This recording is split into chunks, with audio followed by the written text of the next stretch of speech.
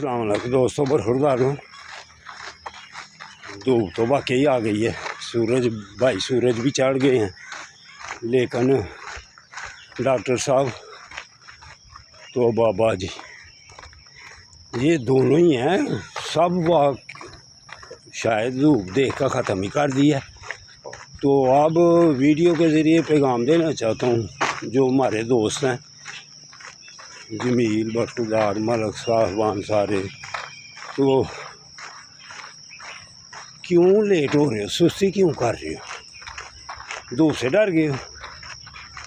मेरे दोस्तों, मेरे बरखुरदारों, ये कोई पाबंदी होती है? अगर आपने सुस्ती की तो भी डॉक्टरों के पास जाना पड़ेगा। ये बेटा आया हुआ है, ये देख लें। तो वो आ गए जी, लो जी, उम्र ठीक ही लगती है ना जिससे तीन जने जी।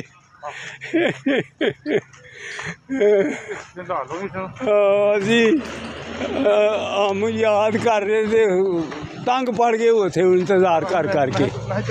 तो ये मैं कहते दोस्त, ये बाबा जी और ये मलक साहब ते असी सांझी कि मलकान हज़रात भी लेट हो गए हैं।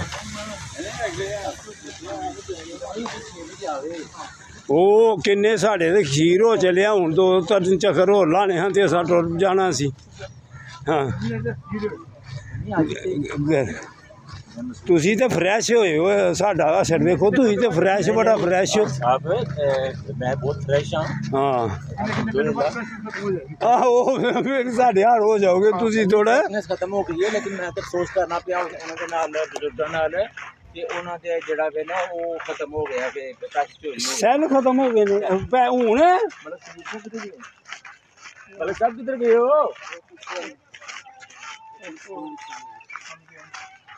तो बाबा जी तुहाडा मोबाइल चोरी सी, तो हूँ पैसे चोरी हो गए ने? अच्छा चलो पुरानी गल करो, वो सानू पता मलक साहब, अल्लाह ताला इन्हों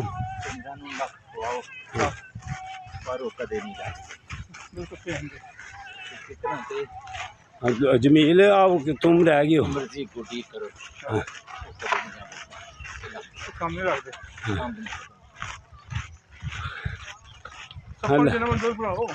अल्लाह अल्लाह अल्लाह।